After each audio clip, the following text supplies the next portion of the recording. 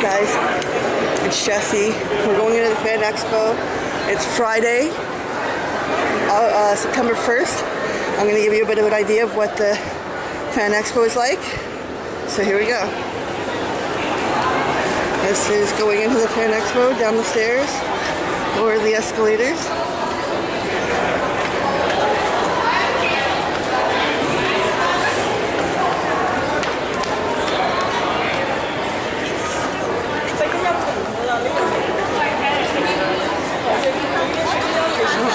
Stormtrooper.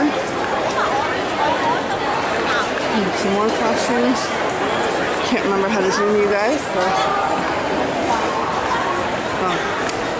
there we go. Figured it out.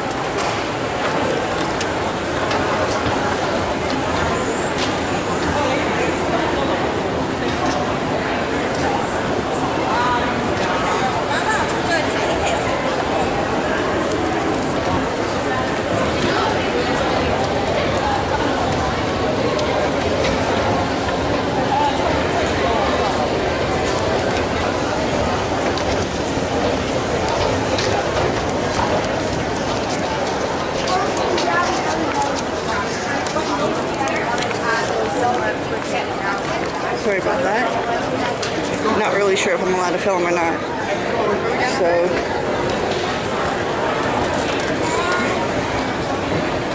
won't be as busy today.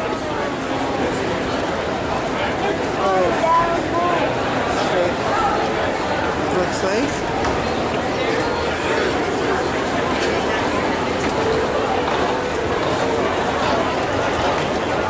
We're just heading into the premium lounge. Pick up our goodie bag and have a bit of lunch. No, I say Fraser. So you have sci-fi speed dating.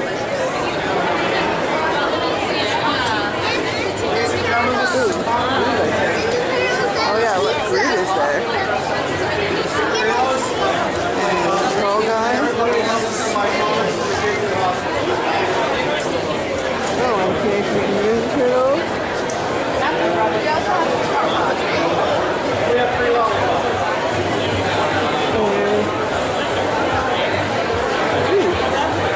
Oh, I'm Ryan Gutbird. And Spider-Man. Okay, guys, we'll do some more later. I'm going to do some photo ops right now.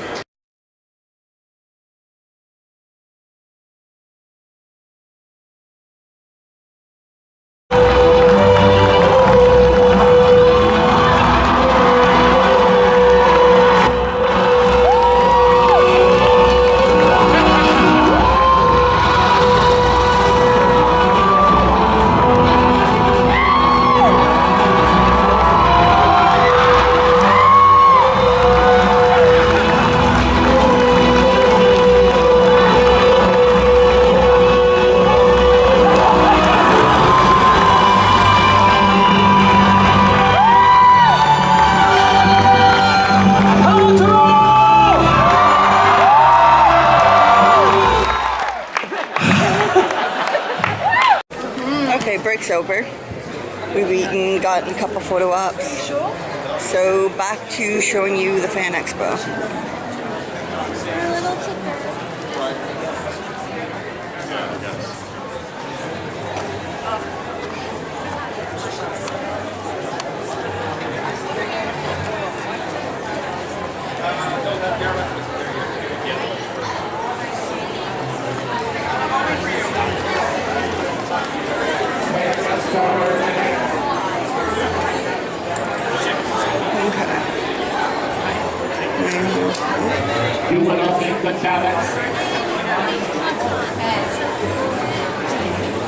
Alright, is this a Doctor Who Society booth?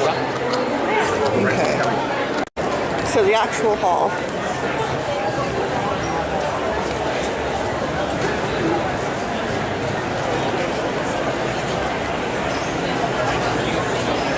You can see up there. It is here.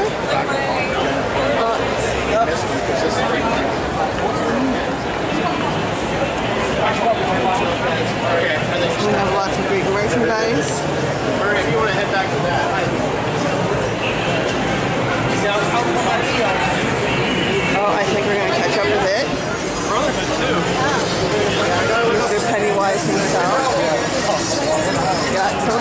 messages anyway. Take the camera. Take the camera. Can I go take your thing? Oh, yeah. Oh, I think it's pictures. Not a one person.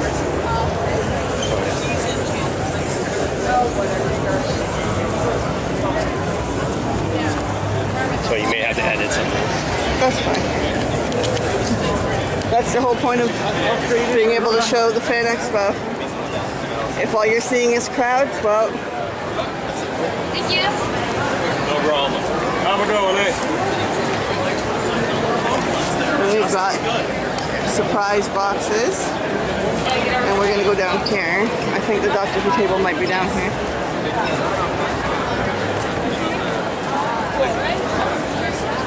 Swords.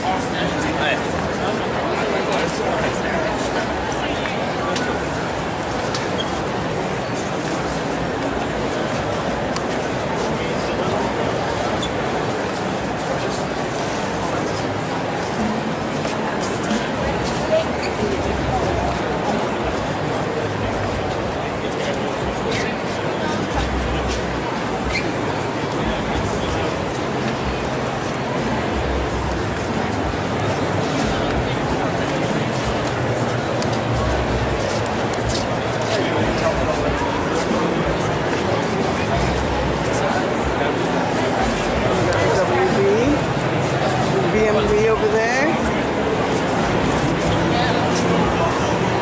And we're headed over there to space.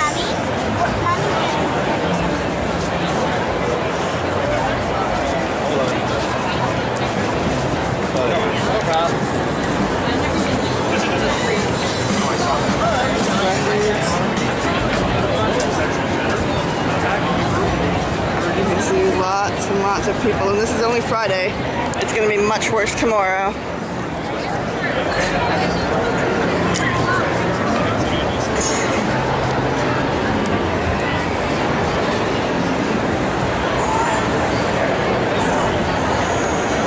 got Nintendo here.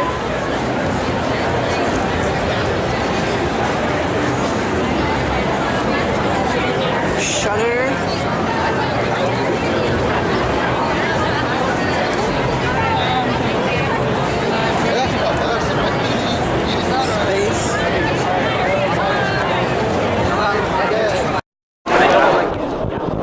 So we're going to do a quick run through of the celebrities. Won't be all of them. I'm already at the end and I've really got to get down to John Barrowman's Q&A. But they're not all here today. Today's Doctor Who, tomorrow Fate. But we're going to do a quick run through so you can see. So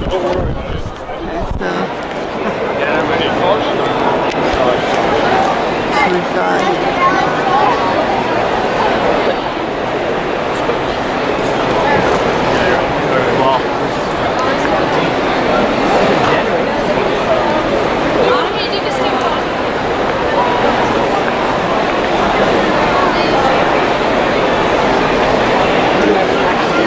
most of these people won't be here till tomorrow, but we're coming up on some lines, so you'll get to see who is here today.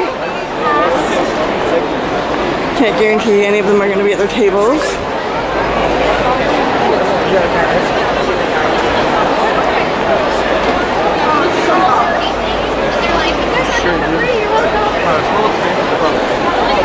Not sure if that's Jason Mewes or not. Probably not, though. And then he has a photo of John Barrowman, Catherine Tate. John Barrowman is probably on his way to his Q&A right now. Thank you. And no pictures of Matt Smith. Oh no, I'm not taking pictures. I'm just doing a quick through thing from my cousin. Okay, okay. So I'm not even really taking anything of anybody. Today, Matt Smith. No photos of Matt Smith, but we got them yesterday, so y'all don't need them anyway. He is there. We got Darth Vader there, Anthony Daniels and Richard Dreyfuss. He might be at this table, but the lineup's really long, so I doubt it. And Kathleen Turner and Jason Isaacs.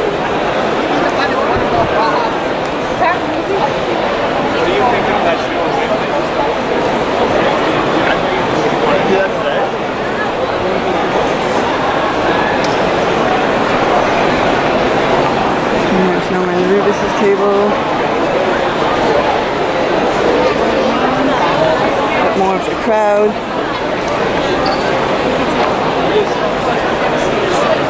got them. These now.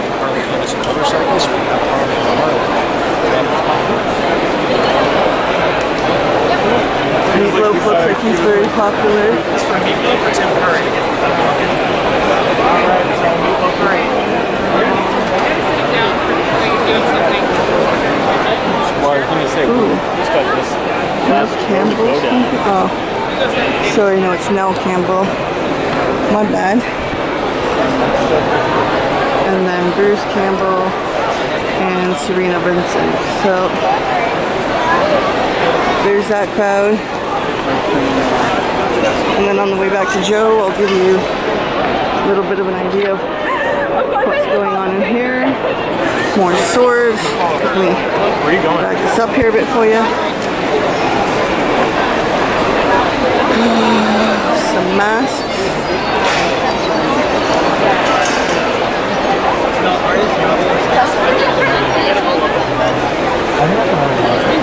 Plastics and tubes. Oh yeah. Shoot. The Stranger Things. I'm not even completely certain which aisle I'm supposed to be in now.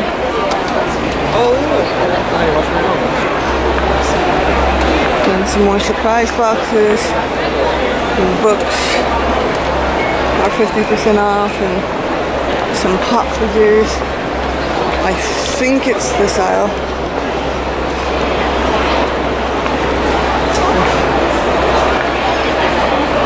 So then we have some more merchandise here. You want our issue? Yeah, the issue.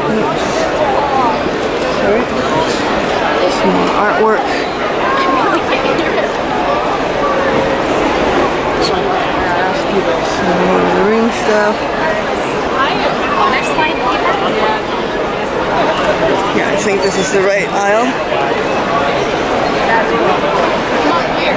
Xander wouldn't do it either.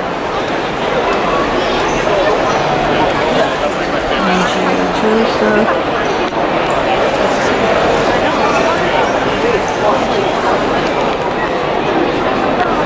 And then back where we left Joey, which is wallets and backpacks and shit. See you soon. Oops. Live on Facebook with 6 million people! And you've just shown them all your cock! Oh, yeah, well, I went to see Jungle Book. I don't care about Jungle Book! Because now everybody knows you're the king of the swingers!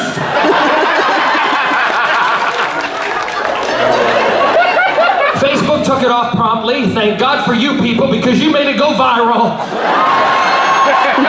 So viral that I was in London a week later, and I'm sitting in the conservatory, or conservatoire, as my mother-in-law likes to call it, with my mother-in-law and father-in-law, because I go to see them every time I'm back in London if Scott's not there.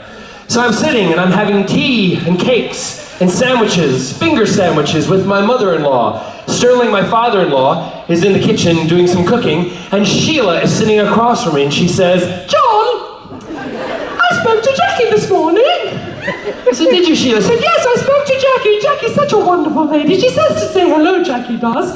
But Jackie was telling me, I said, Sheila, have you seen the papers today?" And I said, "No, Jackie, I haven't seen the papers. Should I be reading the papers?" She said, "Well, yes, Sheila, because Scotty's cock is all over the papers." Apparently, he got it out on the internet. I about choked on my sandwich. My mother-in-law saying the word male chicken to me. I about spewed all over the place. She said, "Is it true, John?" I went, "Yes, actually it is." And I told her this story, and she said, "Oh dear, dear, dear, dear. I do wish Scotty would keep his cocky in his pants."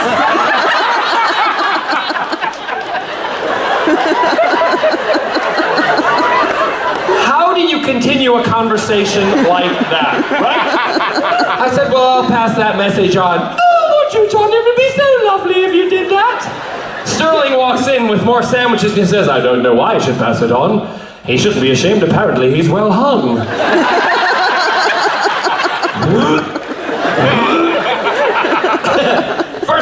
question. Yes.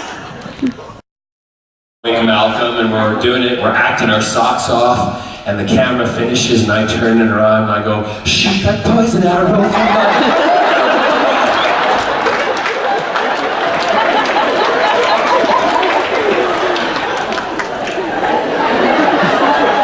They love working with me when I do a really heavy scene.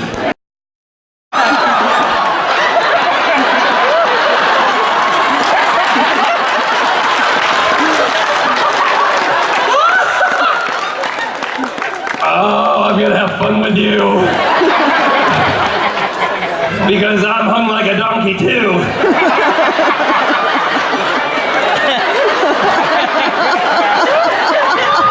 That was like 6 of them. Hung like a donkey.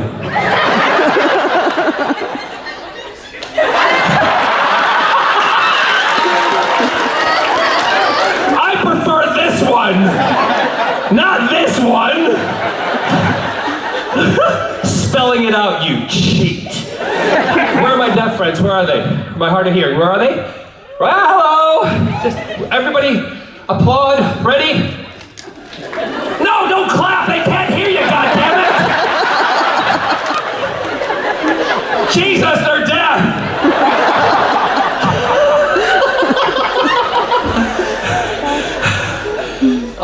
Thank you for coming. Everybody applaud! You don't have to woo, you can't hear you. Oh, so I turned 50. Yes, when I turned 50, I shaved my head. Because underneath this brown mess is gray hair. Oh yes, this is all fake. You should have seen me this morning. I was spraying my roots and I gave it a spray and I missed and I had a big line across my forehead. I looked like an alien. Kelsey said, leave it, no one will notice. I'm like, yeah, right, streak. So when I turned 50, I had all of my friends and family for my 50th birthday.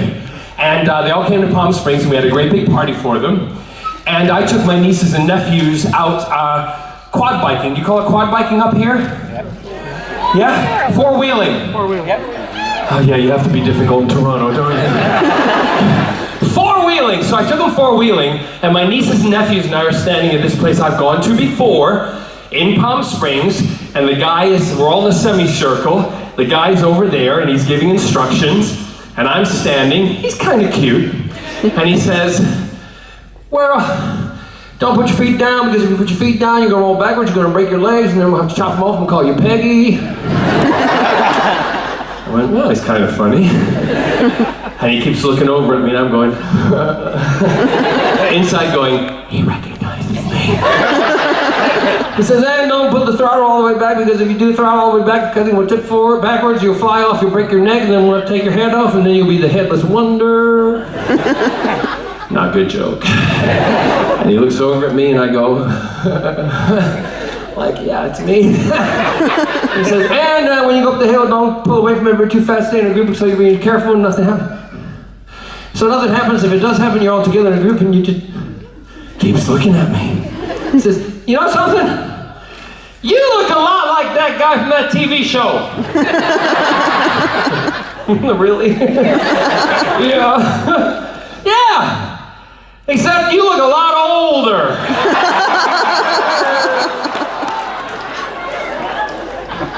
All of a sudden, I didn't like him very much anymore. And when he said that, my nieces and nephews did this.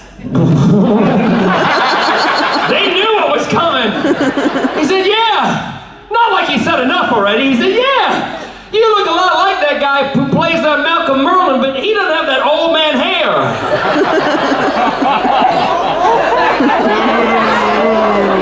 I'm gonna drive one of those quad bikes up your ass. That's what I'm gonna do. I walked over to my nephew Turner. I said, Turner, tonight at 1 o'clock, let's show him how old I am. We're gonna come back in the middle of the night. We're gonna slit all the tires of his quad bikes. See how he likes them apples. It made headline news in Palm Springs. Quad bikes vandalized by unknown assailants. I'm just kidding, I didn't do that. I didn't do it. It didn't happen. No, I sent my nephew Turner instead. He did it all. Keep my nice clean, just like Merlin. But it was awesome. My 40th birthday, we went back, we had a big party, and I was told by Stephen Amell when I started on Arrow, I told him that I would be turning 50 soon. That was 5 years ago, right? Stephen said to me, because I've always spent my birthdays on a set, he said, well, John, if I'm there, I'll come out either of a cake or I'll deliver your cake in a Speedo. I never forgot it. Right? Until my 50th birthday. All the lights go out. And Kelsey, where's Kelsey? Where are you, Kelsey? She's right there. Come here, Kelsey. You all know Kelsey, don't you? Kelsey's my Asian bitch. She's fine with it, don't worry. She's cool. What do you call me? My big gay dad. Her big gay dad, because when we're on airplanes, they think she's Mrs. Barrowman. They do, don't they? And then she sits there, she's like, no. I'm like, ain't that bad? And then they go, oh no, well, who are you? And she says, His daughter. you may as well be my wife. So yeah, she's my daughter when we travel. So I'm her big gay dad, Scott's the other gay dad, and we're a stereotype. We've adopted an Asian daughter.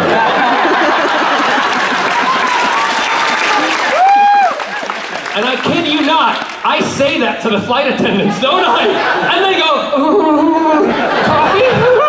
Would you like another drink? They don't know how to handle it. Particularly if they're Asian. Because she looks at them going, huh? The best was the other day, can I tell this one?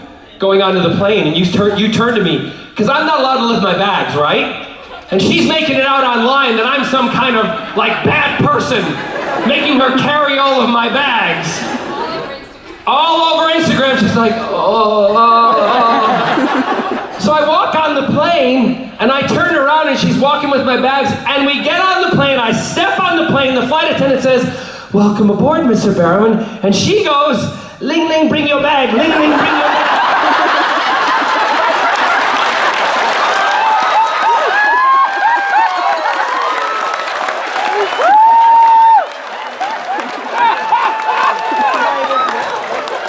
And the flight attendant's Asian! I have to do this! Oh my God. I gotta get in the bathroom now! And then she sits down next to me and she goes, that was the flight. She turned to the flight attendant and she said, $5, $5. We have fun on planes.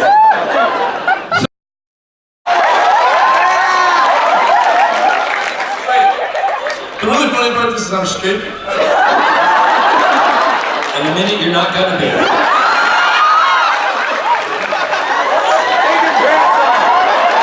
He's fine, don't worry, he's cool. See? You've never shaved in your life? You don't know how to shave? Let me teach you. Just turn around and show them all your beautifulness.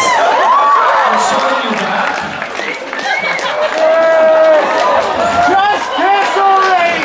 Scott, if you're watching,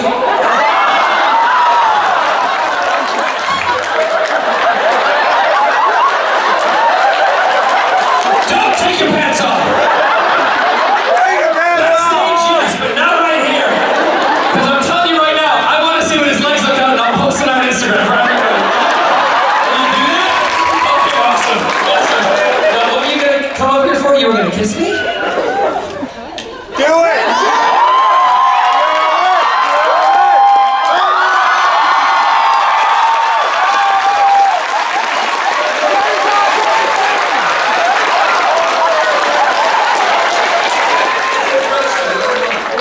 I'm next! Does that change your answer? I can't stand up right now. Okay, so we're at Fan Expo. It's Saturday. Way busier, sorry. So we're in this small building. We just came from the photo op with Anthony had. This is what it looks like. Sorry, just trying to squeeze through here. Sorry. Sorry. Watch the crowds, people. This is why Saturday's a bad day to come. It is always super, super busy. Oh, but look, there's apparently a free photo shoot with Spider-Man. Not that I'm going to plan on getting in line for that, but... Yeah, but what if you want to buy it? I have the helmet.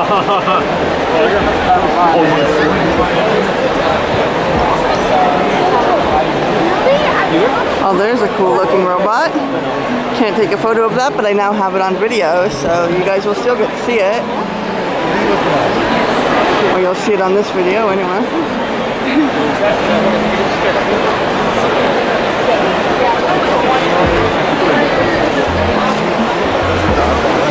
And this is just to get to the exit escalator to go to the other building.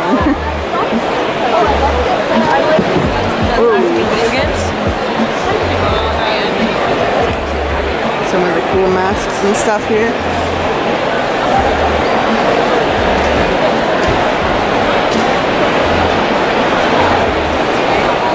Whew. Got through this aisle. Yay! Oh, yes. Okay, my friend is actually going to university in Niagara. That's why I was like, oh, small world, maybe. And look, we've got a big Darth Vader here. Okay, I'm gonna take a picture of this. I'll see you guys later.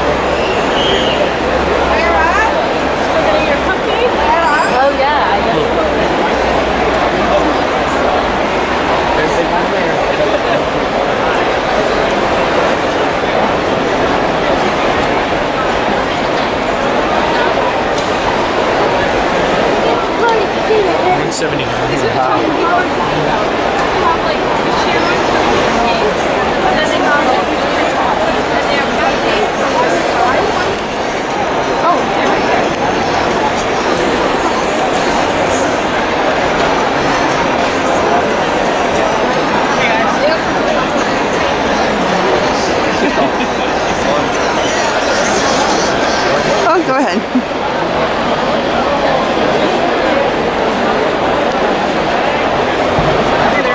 It's the wild thornberries. Directed by Charlie Adler. I want to add something to that. I was wondering how to describe what it's like to work with Tim. As an actor, it's beyond thrilling. As a director, I can liken it to two things. Not that I've done either. One is drive a Rolls Royce, and two is play a Stradivarius. And that's what it's like directing Tim. And that's what that series was like, and then Seriously? No? Okay, in America, there's not as many people with beards, not including women.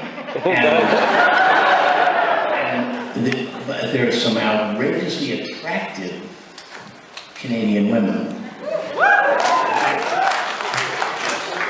and then there's in the in-between. I'm in between. I've had fun so far. What the hell? Fantastic. Well, speaking of America, before we go into your career as an actor, I do want to ask about this initiative, the DreyfusInitiative.org. You've been campaigning and championing the idea of reintroducing the education of civics into the American education system for a number of years now. Why is that so important, and why is it so important to you? Are you aware of the incident with the American Navy a couple of weeks ago? Two accidents in 2 days or something, and a couple of people died. One of the Navy spokesmen said, it's because we forgot to teach the fundamentals, like navigating and steering. That's what civics is. You don't teach it, you don't got it. You don't got that, you don't got the fundamentals. And if you don't have the fundamentals of a Republican democracy, which is the only government system that actually gives real power to the majority of people who have never, ever had power, if you don't teach them the fundamentals, you're committing suicide and turning your country into a corrupt, decaying dog. And America, the United States, is one of the few countries on the face of the earth that has inherent meaning. Nobody in this world wakes up and says with hope and passion, I can't wait to get to Norway. They say, I can't wait to get to America. Even Iranian extremists say, I can't wait to get to America. They all want what we sell. Opportunity, mobility, freedom, boundaries, responsibilities. Everyone. We changed the course of history and caused the greatest political revolution in the history of civilization, and now we don't teach it to our young, which is the most idiotic, stupid, selfish, self-serving, hypocritical political move on the part of anyone I can think of, other than maybe the Trojans taking in the horse. And you're in town. Hi, Mum.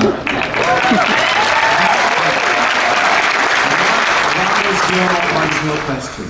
Well, first of all, there's 360 fan expos.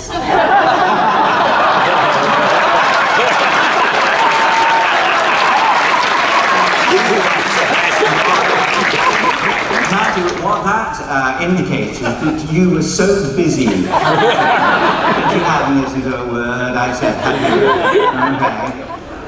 Okay. Is he right? Yes. Yeah, but all being ignorant. What's your question? So, is it true that in episode 1 and 2, you used the original C-3PO suit? Episode 1 and 2? Yeah. Yes, apart from the puppet suit. Do you remember the puppet? Yeah, when 3PO had no, he was naked? Oh, yeah. Yeah, really? What a story about that.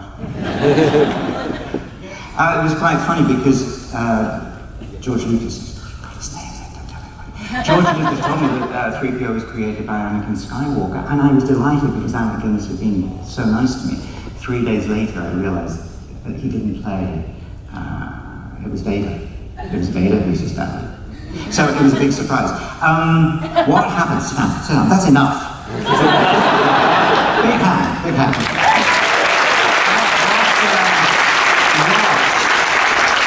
What happened with the suit?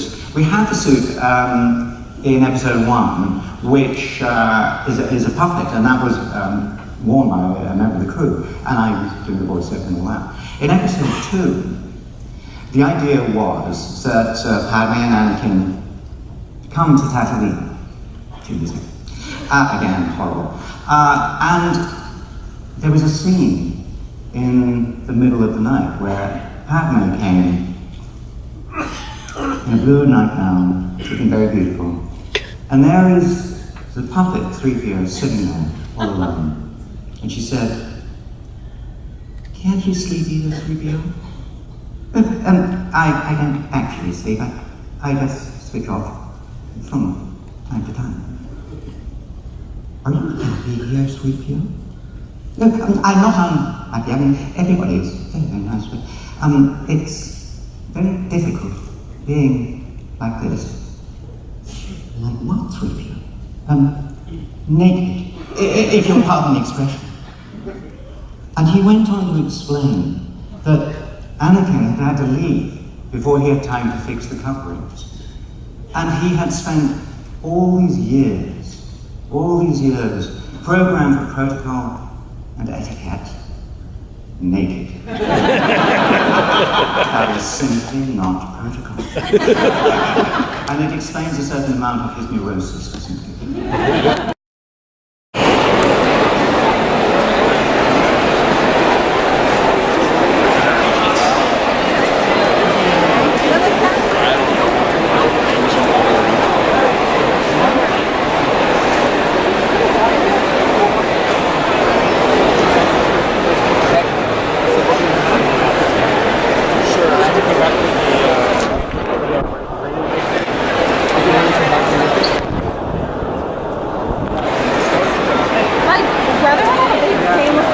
So I think we're just heading into the horror section.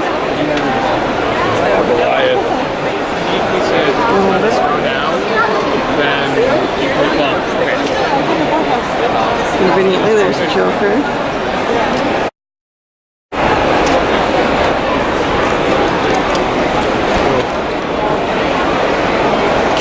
That's what it looks like from up here, guys. And most of that is for the autographs. We're gonna wait half an hour.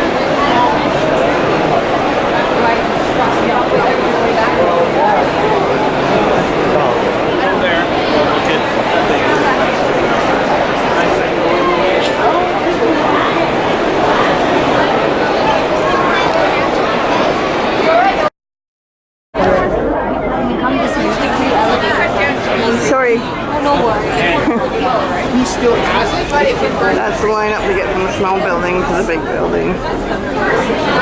We're not coming back this way.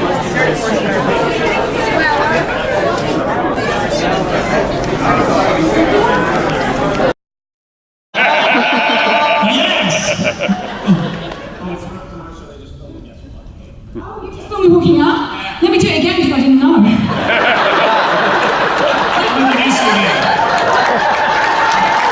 You know what was coming on Doctor Who? Please welcome Catherine Tate.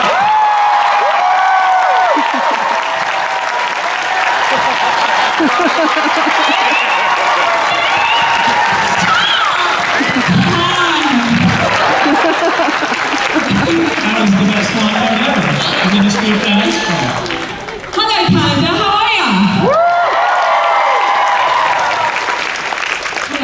Hello. I said, oh, I'm gonna listen. What I like to do is see who we've got here. That's a bit he's gone. Who's come from the furthest place? It better not be me. Where you come from? Montreal. Is that far? What did you say? Northern Ireland. Suck it, Montreal. Any bits on Northern Ireland? Germany? There are people from Germany! Holland! Northern Ireland! Go yourselves! Croatia! Australia! Where's the Australians? Did you bring me any tip tags? Sod you then! What's this? What's this? Where? New Zealand! Suck it, Australia!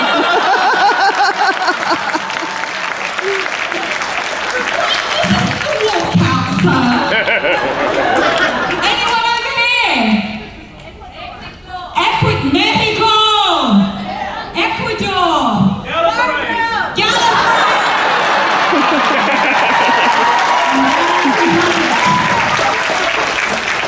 There he has it. Hello. How are you? Nice to see you. Catherine Tate battles are fun. This is what I do. I like to muck about, so the less time we have to talk about sci-fi, the better. And you have a question that we're going to line up right down the middle. Could we You get have the a mic question. over here? And we're going to bring Let the me mic tell you over. this. Yeah. Let me tell you this before we start. Working with Table Tenor was great. I've seen John Barrowman's arse. If I was going to travel around with another doctor, it'd be Chris Eccleston, because we probably fight a lot. And that's all I know about space. You know, full disclosure, I don't know about Doctor Who, right? Did you know that? I don't know. I didn't watch the show. And it's about space. And here's the other thing. Ooh, here's how to make a sci-fi crowd turn against you. You never seen Star Wars? Fear of melted. Child of the TARDIS. Oh, you've got one in your tummy. Oh, how lovely. And you've got a slither. Oh, that's what's slithering. Is that a Doctor Who monster? What is it? Oh, Harry Potter. I've never seen that either. That's about pretty. Well, I don't know. It's a little kid with glasses. Oh, a frog. Something like that. Congratulations. What does slithering sound like? Was that something about Doctor Who? Slovene, see? Stomach stayed in. Anyway, well, you two, shut up. When you said you'd seen John Barrowman's ass, somebody yelled, "Who hasn't?" Well, it's so true. Oh, it's so true. I've got fixed braces and I've got a seed caught between them, so.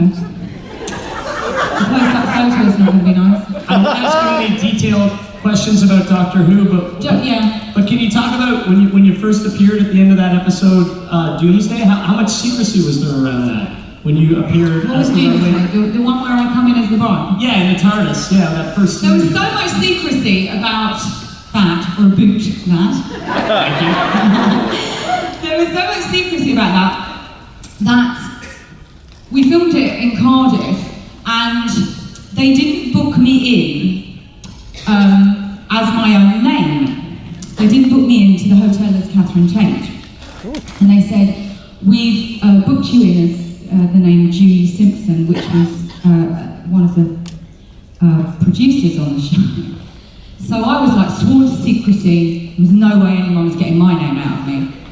So when I go to book into the reception, I say, yeah, I've got a room, and the woman behind the counter, she says, "Oh right, is it in the name of Catherine Tate?" And I go, "No, it isn't." And I don't know why you're saying that. So in the end, I had to say yes, because obviously I didn't have any identification as Julie Simpson. But there was so much secrecy about that, and it was the only secret they managed to keep in the whole of Doctor Who, apparently. In our time, everything else got leaked, but my stuff didn't. Not even by me. So. Yay! Well, it's no secret that the new Doctor is going to be Jodie Whittaker. Yeah. What are your reactions to that casting news? My reaction is, woohoo! It's great! It'll be great. It'll be brilliant, I'm sure. Okay. I was actually expecting to be the first question. I was hoping to have a little more lead-in time. A little more time. But Donna Noble is my favorite companion. Thank you. Your cue to cheer in about 10 seconds. There it is. Woo. My question actually concerns how Donna left the show. Because my family and I were all Doctor Who fans, and we personally all hated it. Because it undoes all of her character development over the time she spent with the Doctor. I was just wondering what your feelings on how Donna left the show were. Were you happy with it, or did you think maybe she deserved a little better? Oh no, I was delighted. Listen, anything that Russell T Davies writes would be my pleasure to bring to life. And Donna's story was a tragedy, and I think that's why it's almost especially poignant, because this is a girl who didn't know any better, didn't think she was up to much, and then had no idea of everything she could have been. And I think that was the point of it, was that there's not always happy endings. You know, sometimes it's pretty devastating, although she did come back and win the lottery, so it wasn't too bad. But she can't remember, and that is Donna's story, and that's Donna's tragedy, I think. So I was delighted with it, because it was a fantastic art to play. Well, I'm glad someone was. I'm sorry we disappointed you, sir. It was perfect! What's your name, lady? Diana. Goddess of hunting. Hey there. Hello. Hi. I wanted to do a joke. You wanted to do a joke? Yeah. Do it! No. Come on, what is it? No, I'm fine. Do you have a question then? Yeah, I do. So, first of all, I just wanted to point out that our shoes are very similar, and that's just something I caught. The shoes? Yeah. I know, look at this. 3 gold type Adidas shell toe, people. That my daughter said I'm too old to be wearing. Never, no, I know, but I'm here to embarrass children, absolutely.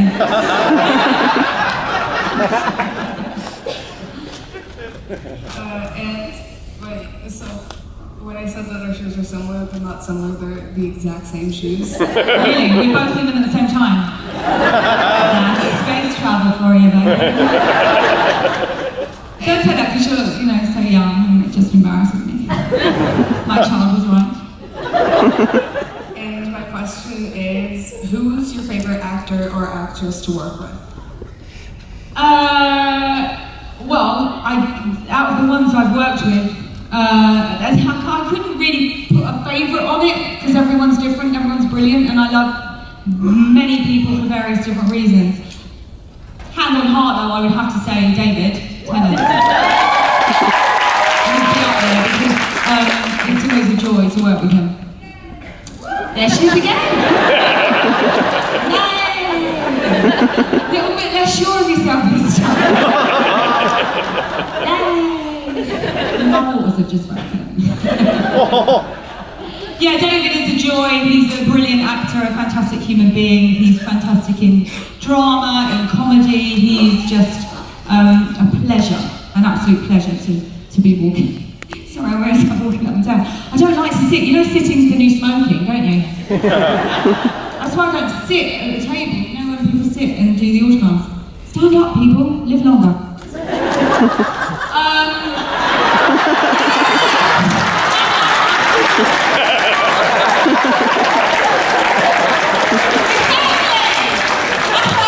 As well, keeping up the pedometer.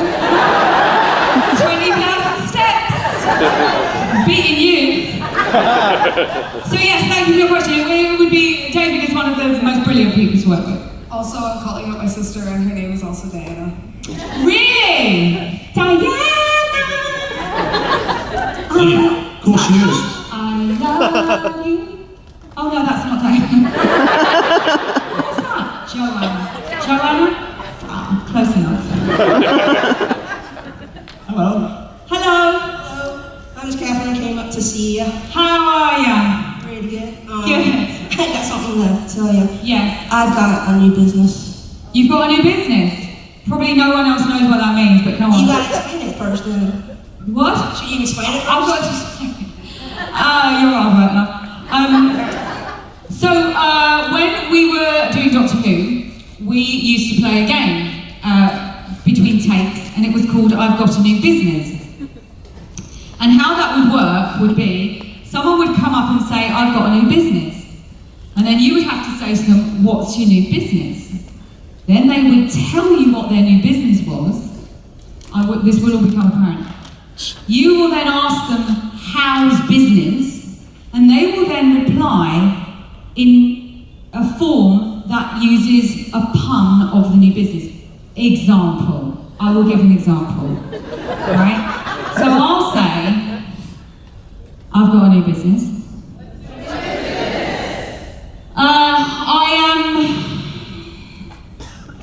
I've got to think of one first. I've got to think of one that's not too rude.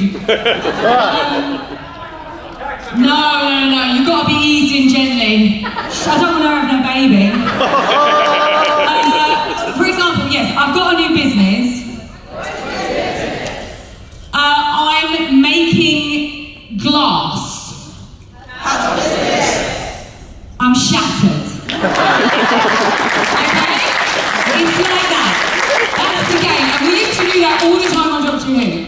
And then I carried on doing it in my own show, and in one of the like the backstage documentaries of the show, we're doing it. So you've got a new business. I've got a new business. What's your new business? Making stopwatches. Making stopwatches? Yeah. How's business? Yeah, it's all about timing. Remind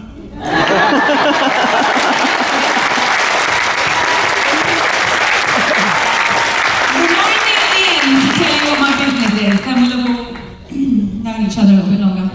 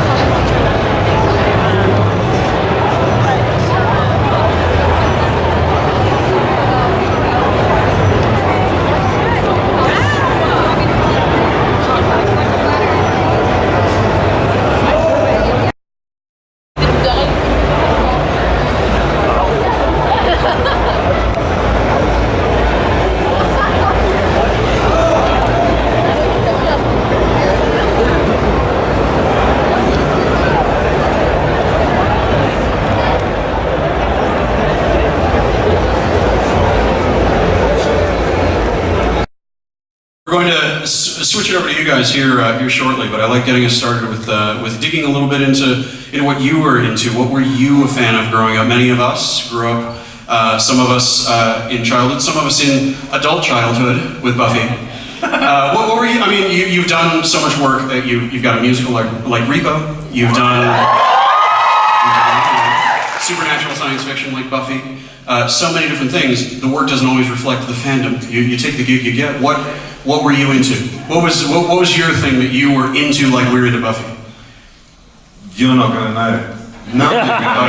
Yeah, it was Whirlybirds and Rin Tin Tin means nothing to anyone. Yeah, I'm pretty sure I've seen Rin Tin Tin. Yeah? I mean, one of the versions of it. But it was when I was very small, so that's a long time ago, guys. It's the magic of DVD.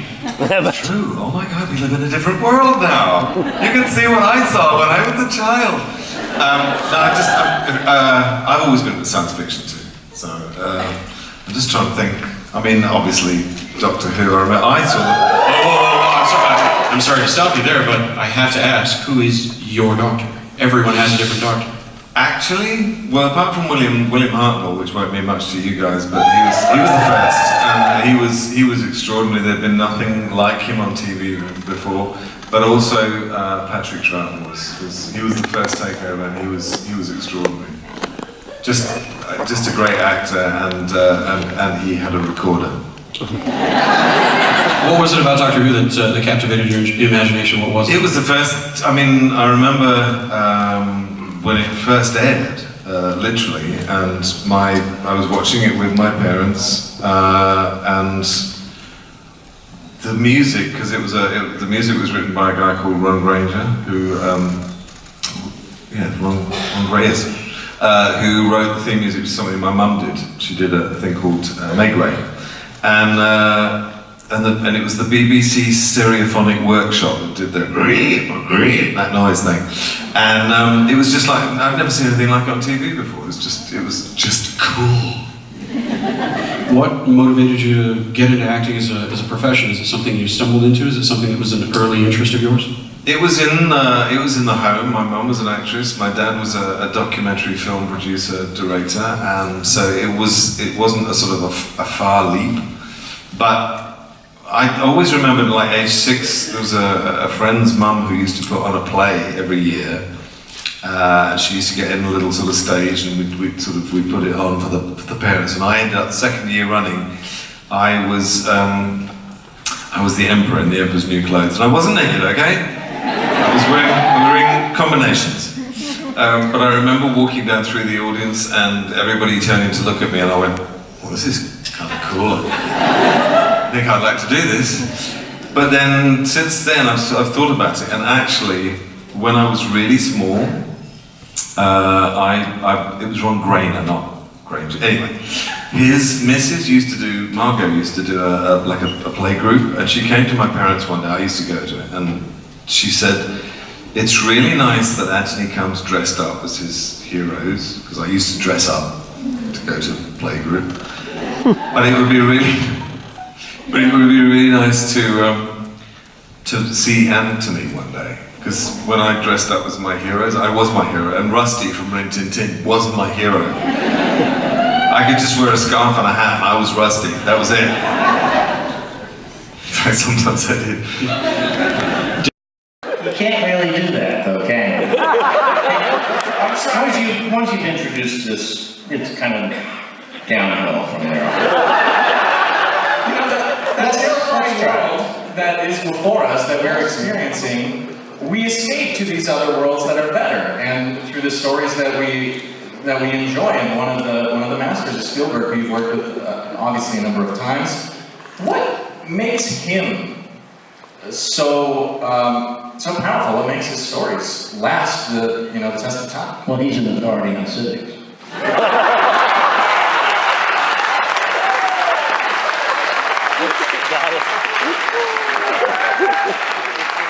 He knows how to weave. Because we need to be distracted. That's why movies were so popular during the 30s, when we all wanted to kill ourselves. Oh, let's go to the movies instead. And that's not bad.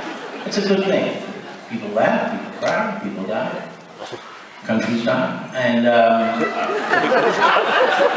it's a great thing in a society that argues about art and commerce within itself.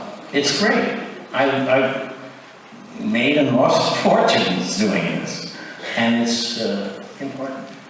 And you also made a fortune betting on your own Oscar win. Is this true? Yes. Yes. I bet money that I would win. I bet money earlier that I wouldn't win. And then later on, I bet a lot of money the next year after I won. I bet. Quick, tell me who won Best Actor last year? Was it, the gentleman with the name who I can't pronounce. Richard Evans. The answer was sitting right in front of me. And that's how, it's a great thing to win an Oscar. It's not the be-all and end-all. It's a nice thing. That's it. All right, well, let's go to the floor for some questions. Go ahead, you're doing fine. Go on. Okay, all right. Why shouldn't I not ask you about, what about Bob? You should ask me. Because that was one of my favorite movies when I was a kid. But I understand you and Bill Murray did not get along so well, and you're not such a fan of his anymore. But you can ask me. He's an asshole. All the audience who have waited to ask some. Let's go to the left first, then we'll go over to our right. Oh, microphone on? Nope. There you go. Now it's working? Yeah. Hi Richard, it's Mark from Montreal. Got a question. How do you like working in Montreal all those years ago doing apprenticeship to Lenny Kravitz? How did that feel about working in Montreal? I spent the apprenticeship with Lenny Kravitz in Montreal. Did you like working on it? I would be sitting in a bar, and someone would walk up to me and say, "Excuse me, are you playing Diddy?" And I would say, "Yes." He would say, "Don't move." And then he would turn to his friends and say, "Come here, I'm going to make you laugh. He's playing Diddy." And they would look at me and go, because everyone knew what Diddy looked like. He was tall and skinny, and kinky hair, and it was not me. So one day I'm standing on the set next to director Ted, and he says to me, "See that girl down there? That's class. Go talk to her." So I did. I went down, introduced myself, and she says, "May I ask you a question?" I said, "Sure." She said, "How does it feel that you are playing Diddy and you don't look like Diddy, and you don't make me think of Diddy, and you are playing Diddy? How does that make you feel?" I said, "Pretty good until now." And we lived together for 3 years.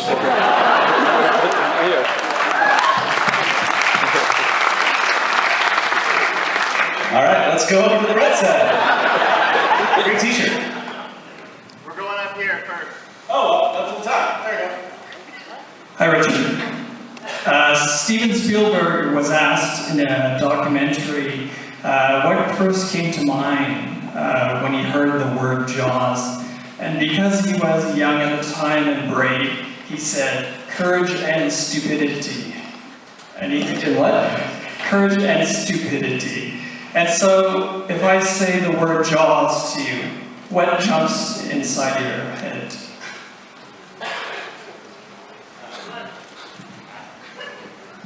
Lots of money. I mean, lots of money. And waiting. It was an experience of waiting, because there was no shark, and there was no script, and there was no cast. I was cast after the film started. And the original schedule of the film was May 2nd to June 28th. We left the island September 16th, and we were not finished. So most of the day was waiting for a sailboat to get out of the shop. It took an hour and a half, and all we did was hope and pray and sacrifice animals to the idea that another sailboat wouldn't go. And every time the shark, there were so many radio mics on the island of Martha's Vineyard that you could actually follow the whole movie, just like, you know, walking down the street and you'd hear, "The shark is not working. The shark is not working. Repeat, the shark is not working. And one day you heard, the shark is working. The shark is working. The boat is sinking. The boat is sinking, and I was on that boat. And others. I mean, there are more stories, more great stories about Jaws than any other movie ever made, I think. And my deal usually is, you ask me a question that I have not heard, I'll pay you $10. You ask me a question that I have heard, you owe me $10. I'm way ahead. And this is the line just for the escalator. Just to go up to go into the other building. What? All of that. That's just for the escalator.